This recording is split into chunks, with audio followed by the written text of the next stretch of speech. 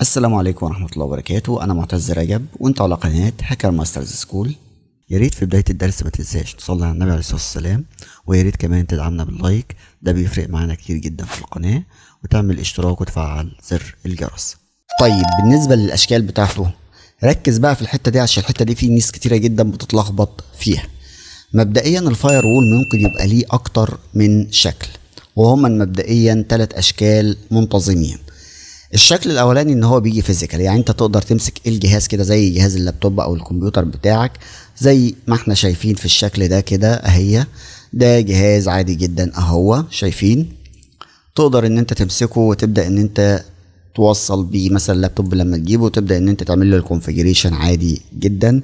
هو جهاز فيزيكال زي جهاز اللابتوب او جهاز كمبيوتر او سيرفر عادي جدا. طيب النوع التاني فيرتشوال ماشين، وطبعا احنا حاليا في الوقت اللي احنا فيه ده كل حاجة بدأت تتقلب فيرتشواليزيشن او تتقلب بشكل اللي هي افتراضي. فانت ممكن تجيب السوفت وير بتاع الفاير وول نفسه اللي هو الفورتي جيت، وتبدأ ان انت تعمل له انستليشن على ESXi مثلا، على سيرفر على ESXi، وتبدأ ان انت تشتغل عليه زي بالظبط الفاير وول الهاردوير اللي قدامك ده، ومفيش اي فروق ما بينهم. طبعا موضوع الكلاودنج طبعا علشان بدأ ان هو يعني ياخد مجال كبير جدا. حاليا الفاير وول حتى دلوقتي بقى متاح على الكلاود علشان يقدر ان هو يأمن لك البيانات بتاعتك اللي موجودة برضو على الكلاود. فحتى الفاير وول بيجي برضو على هيئة كلاود، تقدر ان انت تشتغل عليه من خلال الكلاود. وعايز اقولك على معلومة ان انت مش هتلاقي اي اختلاف ما بينهم وانت شغال، وهتلاقي الجيو انترفيس هي يعني مثلا ممكن تبص تلاقيهم كلهم شغالين على الاو اس اللي هو 4.7، ومش هتعرف تلاقي اي فروق اللي هي واضحة ما بين الفيزيكال والفيرتشوال ماشين والكلاود. فدي الاشكال اللي انت ممكن تلاقي بيها الفاير وول في الحياة العملية. نيجي في التوبيك ده للسيرتيفيكت. والله يا باشمهندس دلوقتي عايزين بقى الكورس اللي انت بتديه ده هل ليه سيرتيفيكت ونقدر ان احنا ناخدها او كده؟ لان الشركات انتوا عارفين دلوقتي ان هي دايما بتبقى بتفضل السيرتيفيكتس لما حد بيجي ابلاي على اي حاجة عندهم. حتة السيرتيفيكت هنتكلم في حتة كده بس في اخر الكورس عنها عشان تبقى واضحة، بس حاليا يعني مش هنتكلم بيها باستفاضة، هنتكلم عنها ان جنرال كده. واخر الكورس باذن الله هديلك المختصر المفيد بتاعت حتة السيرتيفيكت بتاعت الفورتي جيت. طيب هو مبدئيا شركة فورتينت غيرت نمط الشهادات بتاعتها من 2023، بدأت ان هي تعمل نظام جديد للسيرتيفيكتس بتاعتها. كان الاول في نظام معين، دلوقتي بقى نظام تاني مقسم ل5 مستويات في الكفاءة. يعني الشهادات بتاعتها بقت 5 انواع من السيرتيفيكت. طبعا كل مستوى فيه شهادات مختلفة حسب الخبرة والتخصص اللي انت هتشتغل فيهم، لان طبعا زي ما احنا اتكلمنا قبل كده شركة فورتينت كل شوية بتتوسع والبرودكتس بتاعتها بتزيد، فكمان السيرتيفيكت بتاعتها بتبدأ ان هي تزيد وتتوسع. فطبعا لو عمل كل برودكت شهادة وكده هيحصل كمية شهادات كتيرة جدا، فهم بدأوا يدمجوا المواضيع دي بأشكال معينة بحيث ان هم يقسموها تخصصات، وكل واحد يتخصص في حتة اللي هو عايز يتخصص فيها. فمبدئيا امتحانات الفورتي دي قايمة على منتجات وليست على معلومات حول الفاير وول. يعني مش تقول لي مثلا هاخد مثلا شويه معلومات على الفاير وول وهدخل امتحان عليه كله، لا، انت بتدرس برودكت معين. يعني انا دلوقتي عايز ابدا امن الويب براوزنج مثلا او الايميل، فليها برودكتس معينه، بتدخل ان انت بتشوف البرودكتس اللي شغال على الايميل ده مثلا او بيحمي الايميل، وبتبدا ان انت تدرسه، وبتدخل بتمتحن على البرودكت ده.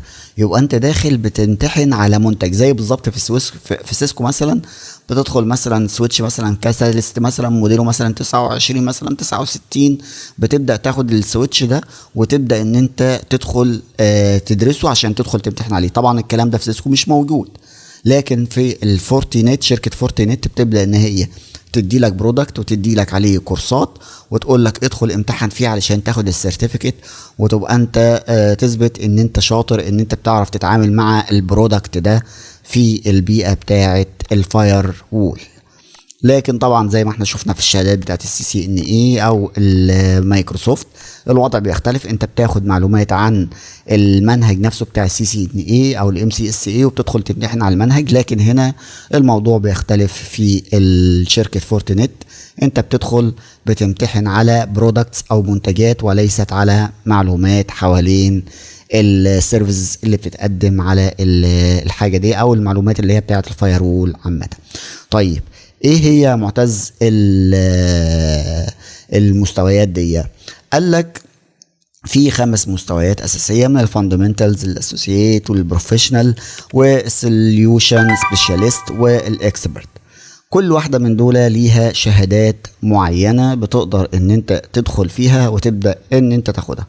طبعا احنا الكورس بتاعنا حاليا بيهتم باللي هي الحته البروفيشنال اللي هي دي، ولو طبعا احنا عايزين نبدا ان احنا ندخل السيرتيفيكت ده، طبعا المستويات هي دي الفاونديشن او اللي هي الاساسيات او الفاندمنتالز دي طبعا للمبتدئين في الامن السيبراني. الاسوسييت دي المستوى المتوسط اللي ليه معرفه عن اساسيات وعايز يبدا ان هو يطور المهارات. طبعا دي البروفيشنال او المستوى الاحترافي، دي طبعا بياخدوها الناس اللي هي بتبدا ان هي تعمل الكونفيجريشن والمانجمنت للاجهزه الفورتنت، ودي اللي هنركز باذن الله على الجزئيه دي باذن الله في الكورس بتاعنا.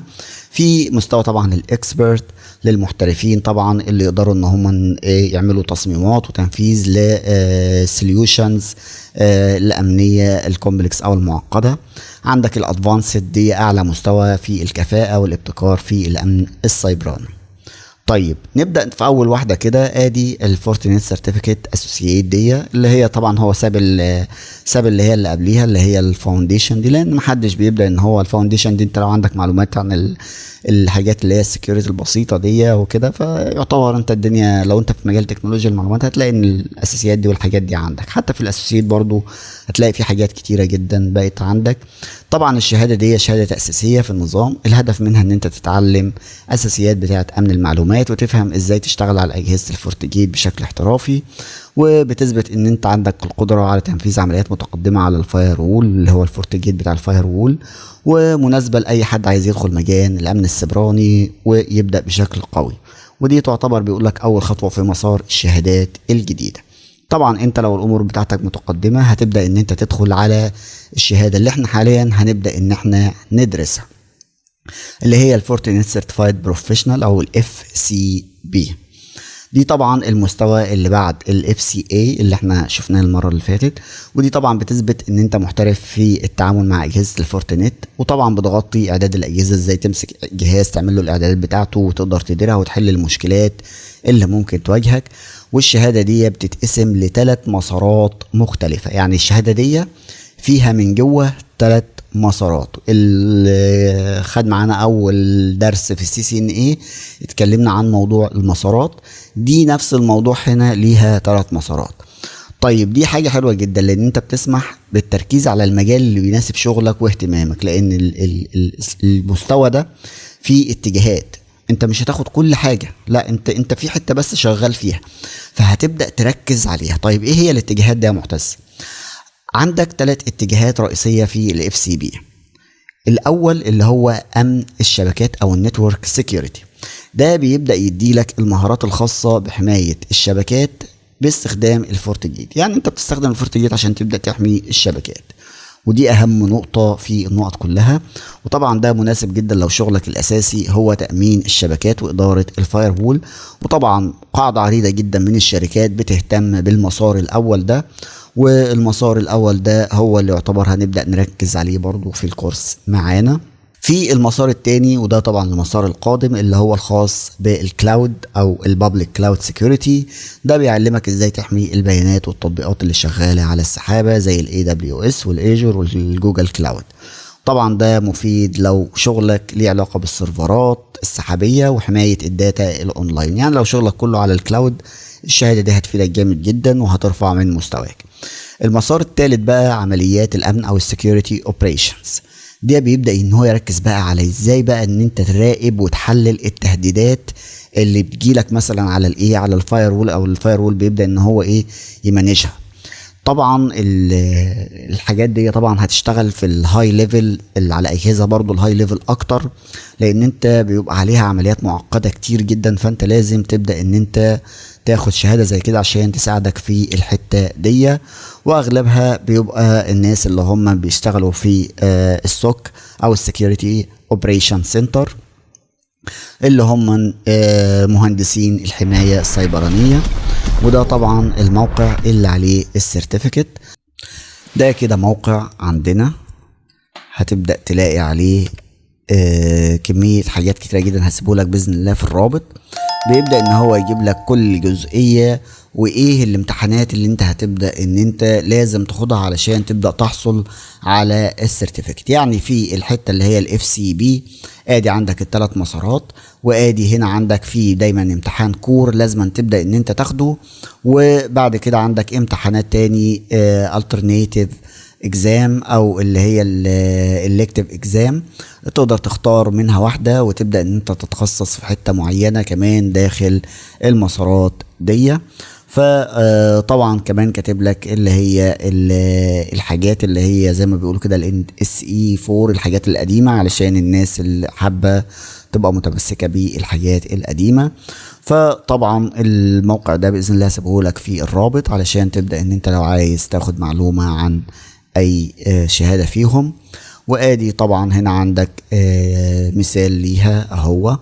فهنا دي صورة عامة كده بتبدأ ان هي توضح لك الحاجة دي. طب انا دلوقتي يا معتز عايز ابدأ ان انا احصل على شهادة الاف سي بي. طبعا عندنا الويب سايت اهو، لو دخلنا عليه بيبدأ ان هو يجيب لك كل حاجة خاصة بيه، وده الويب سايت الاساسي بتاع شركة اللي هي الفورتينت. فزي ما قلنا يمكن في كورس السي سي ان ايه قبل كده، المفروض ان احنا لازم علشان نبدأ نشوف الدنيا بتاعتنا ماشية ازاي نحاول ان احنا ندخل على السايت الاصلي ونبدأ ناخد منه المعلومة. طيب ليه يا معتز؟ لان الشهادات بتاعت الشركات دي دايما بتكون متغيرة ساعات. يعني ساعات انت ممكن دلوقتي معتز دلوقتي سجل الفيديو وقال لك شوية معلومات فيه، ممكن جات شركة فورتي بعد كده راحت غيرت في الحاجات او الريكوايرمنتس بتاعت مثلا الاف سي بي بتاعت النتورك سكيورتي. طب هو معتز قبل كده شرح على المنهج مثلا القديم، او مثلا معتز بعد ما شرح ب3 شهور جت شركه فورتي راحت مغيره الريكوايرمنتس او غيرت شويه حاجات. فالويب سايت دايما هو يا جماعه زي ما قلنا في كورس السي سي ان ايه كده، هو اللي هيبدا الويب سايت بتاع الشركه نفسها هي اللي هتاخد منها الخبر اليقين وهتاخد منها احدث معلومه. فدايما حاول في كل معلوماتك تعتمد على السورس. دايما احنا دايما بندي الارشاد وانت المفروض بتبدا تمشي على الارشاد ده. بس احنا دلوقتي بنتكلم على في الفتره الحاليه اللي احنا بندي فيها او بنشرح فيها الكورس، ان هو علشان تاخد الاف سي بي مثلا لازم تبقى فيه كور اكزام واحد الكتيف، وفي فتره ما تتجاوزش السنتين.